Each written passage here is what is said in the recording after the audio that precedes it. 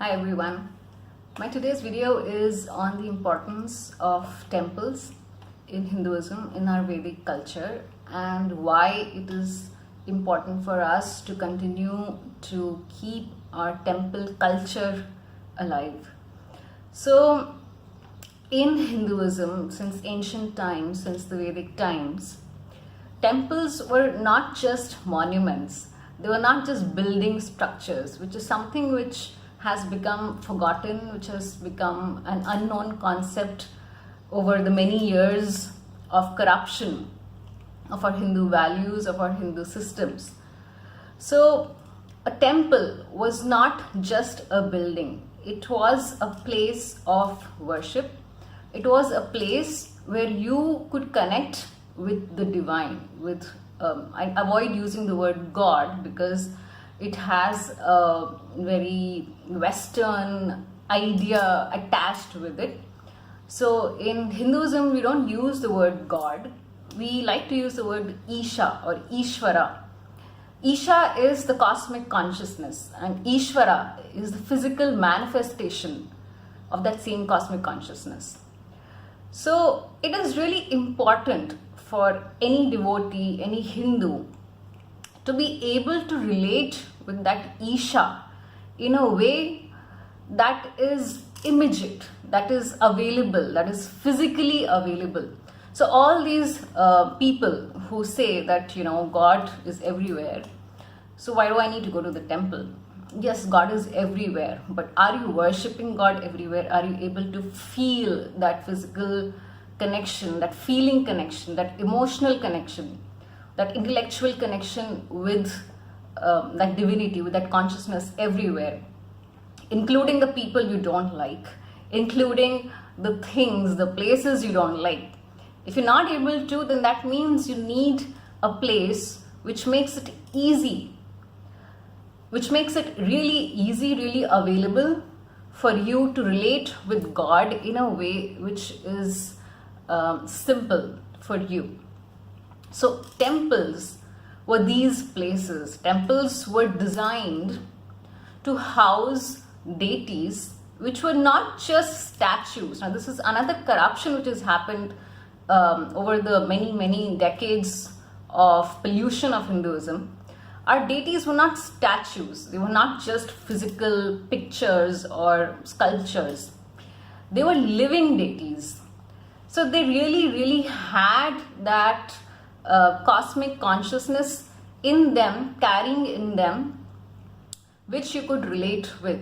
So many of these deities which were installed by our gurus, by our enlightened masters, by incarnations, they were energized. There is a term called prana pratishtha. In that process, basically the master inserts his own divinity, his own energy into the deity, into the murti. Murti is probably the right word for it. So these deities were living deities, so they carried that same living energy. So you could really relate with the deity as a person. You could relate with the deity as a friend, right? You could relate with the deity in many bhavas. So these deities were really living deities. These are two things. The temple was not just a structure. It was a house of worship. The second thing, the deities were living deities where you could really feel. So any temple goer, ask any temple goer who goes to the temple frequently. When you enter a temple and when you connect with the deity, you feel something different, right? It is not the same as looking at your boss, maybe, right? It is not the same as looking at any passerby. It's not even the same as looking at any other statue installed on the road. It's not, because it is designed to be that way. The temple deities are designed to invoke those feelings of devotion, of gratitude, of the higher feelings which take you towards consciousness, towards God, which move you further in your spiritual journey. Now another thing was that these temples were not just meant for worship alone, but they were centers. I mean literally also. They were the centers of the entire community.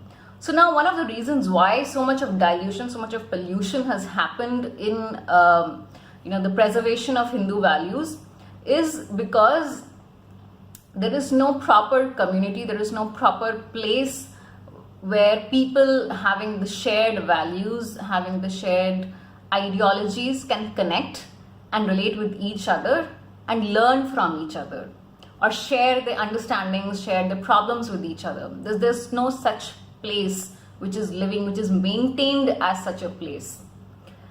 And I'm talking of Hindus, I'm not talking of every other community. So temples were these places where the community feeling was kept alive, where you could relate with other people following the same spiritual practices, following the same rituals, and you could relate with them. You could connect with them. You could discuss the Vedic truths with them. You could understand how to solve your day-to-day problems by applying the scriptural knowledge. There were so many discussions. There was so much cultural exchange. There was so much learning that happened in temples. The ideologies, the kirtan, the celebratory aspect of Hinduism, that was maintained in the temples. You could see people singing and dancing and praising Krishna or Shiva or Devi, and most of the temples had the deities for several of our gods and goddesses. There would be a main deity and there would be other deities, because in Hinduism all our deities move in a group.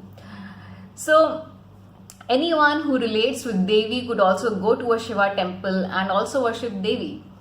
So all these activities were encouraged, were maintained in temples. Now by the destruction of these temples, all this gets lost. The place where you can relate with people, the place where you can learn, the place where you can sit and contemplate. So many of you might have seen a lot of these temples have a lot of colonnaded halls and other spaces where people can just sit,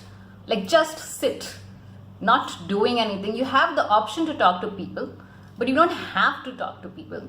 So you could just sit and absorb the energy of the place, the mood of the place. And so many times people have found answers, have found life solutions just sitting in that space, in that energy circuit.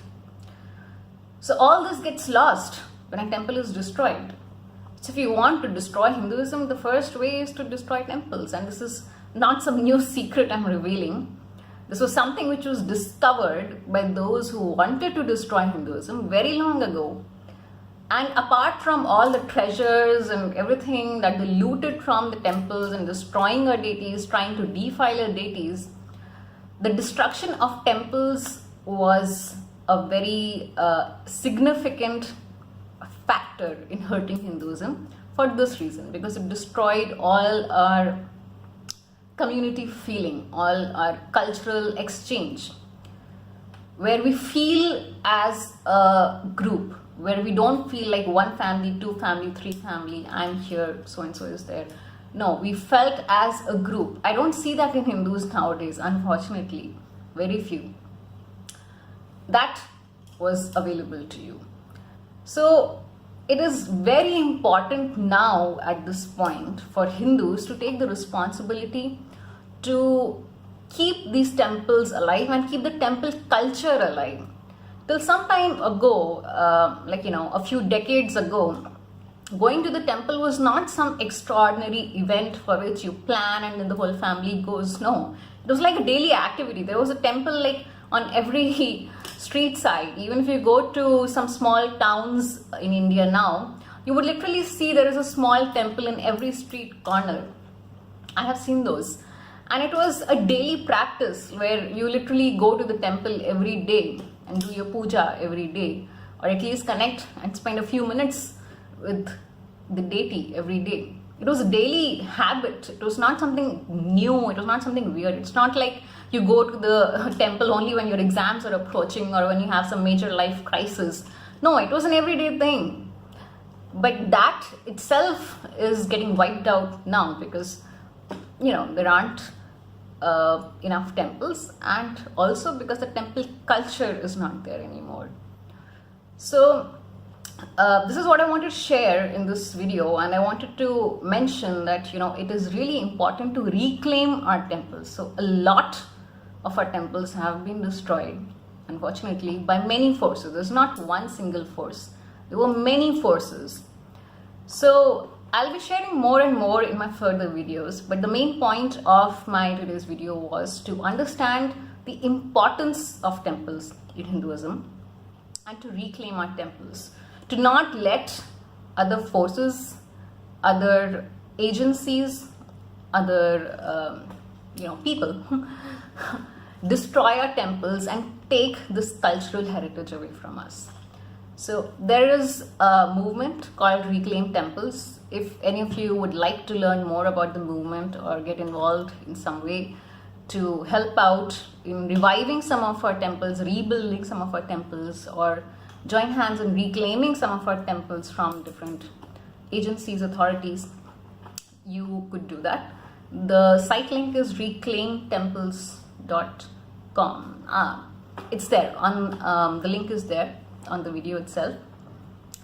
And if you have any queries, please do reach out to me. So I'll be making further videos. If you have any specific questions you want me to answer, please do ask. Thank you for watching.